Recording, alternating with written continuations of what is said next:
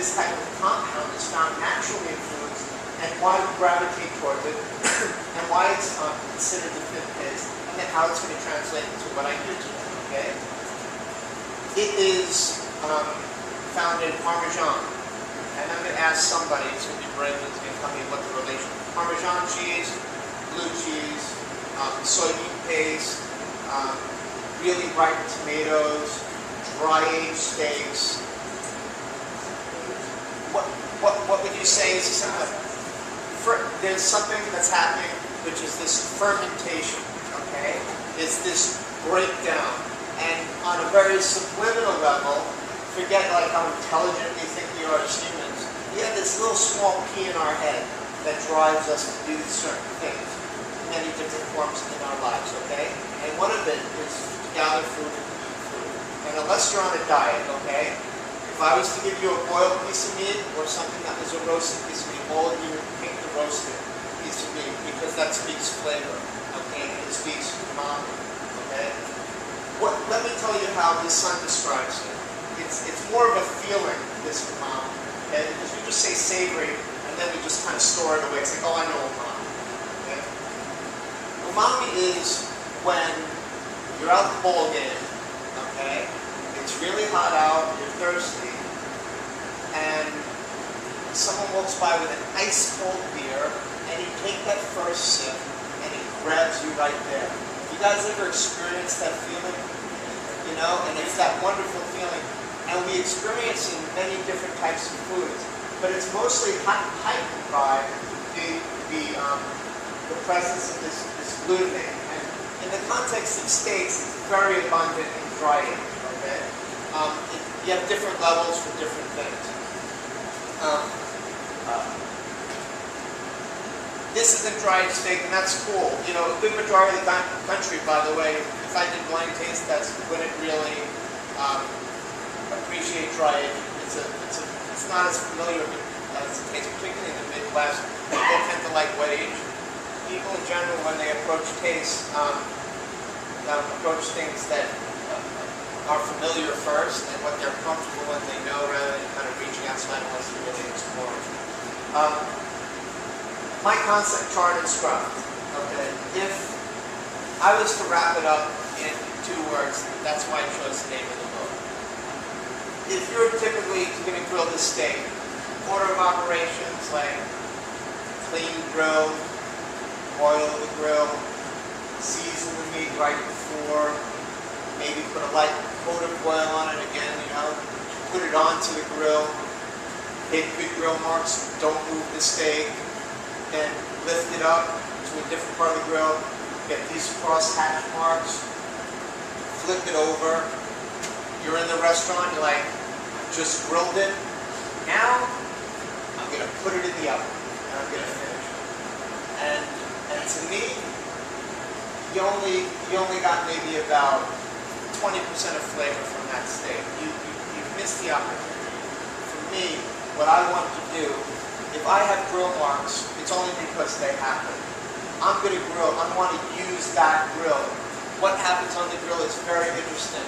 Whether or not you're cooking and you're on top of that grill, on a gas grill or a charcoal grill or directly cooking on wood, you miss out on this opportunity where these little drips are going down. They instantly evaporate and then they land back onto the steak. They land back onto your clothing. They land back onto your furniture. You've got all this flavor floating around that you just lost the opportunity to capture because you just put it into the oven. And you know what? I've done it. We've all done it. We've been in catering situations. And it's not necessary.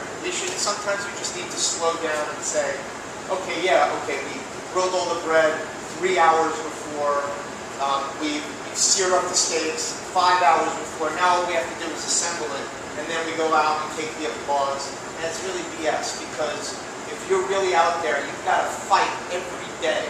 Okay, you have to fight every day to cut it close. You have to constantly, if you really want to improve upon your craft, you have to constantly fight every day to cut it so close. And you have a duty to whoever you're cooking for to really give a care about it. Okay. cut it close and put yourself in the shit, because you have to do it, okay, to get good flavor.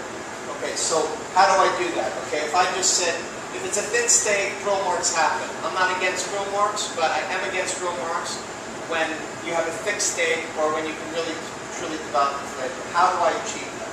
Okay, I do this, first of all, char. How does it come into play? Char in food will make you eat that clump of fat that you would never ever eat.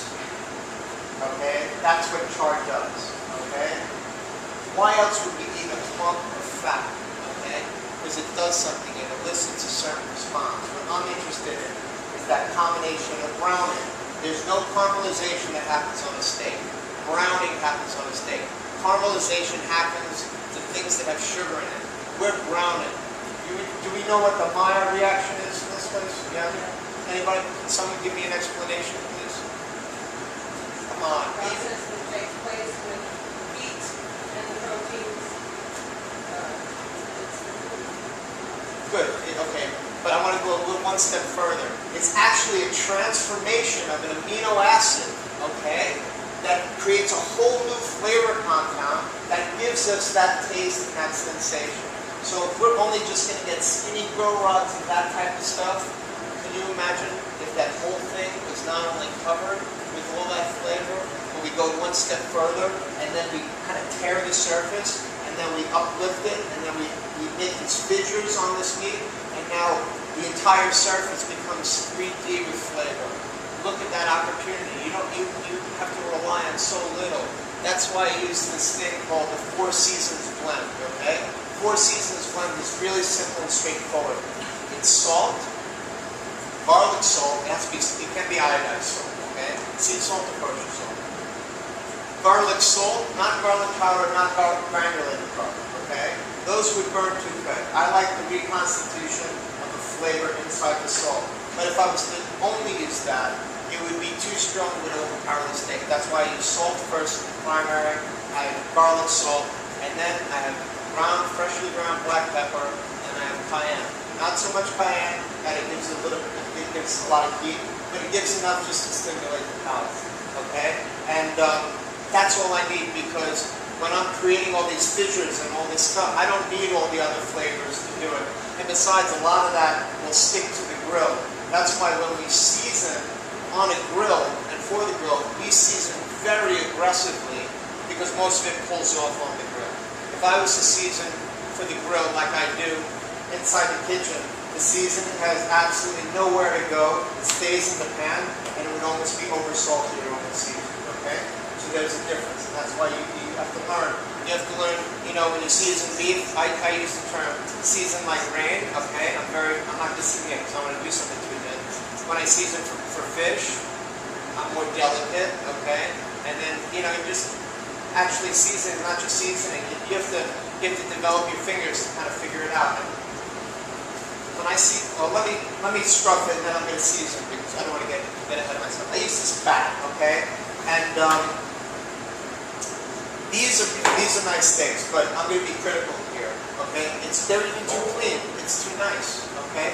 I would never take this off the bone, okay? I want to eat that, okay? I don't care. I don't care that it's green, okay? I want all the flavor. I want someone to embarrass themselves at the table, pick up the bone. If I get them to do that, I share a moment with somebody. Does it look cool? Yeah, it does. Does it have its place? Absolutely. Everything has its place. Will I do this type of cut? Yes, I will. But for you today, and you're going to take my advice, you're going to take my point of view, and please, you're going to add it to your arsenal, and you're going to be fortunate enough to stick with this profession, to work with many great chefs, and you pick and choose what you want to use and what you want to discard, and that ideally is going to make you one day a great cook and hopefully a great chef. Okay? So put it into perspective. But for this method, I would never clean off this bone because I love that. Okay? I'm just going to use this. So I use a bat. I mean, actually, like a Louis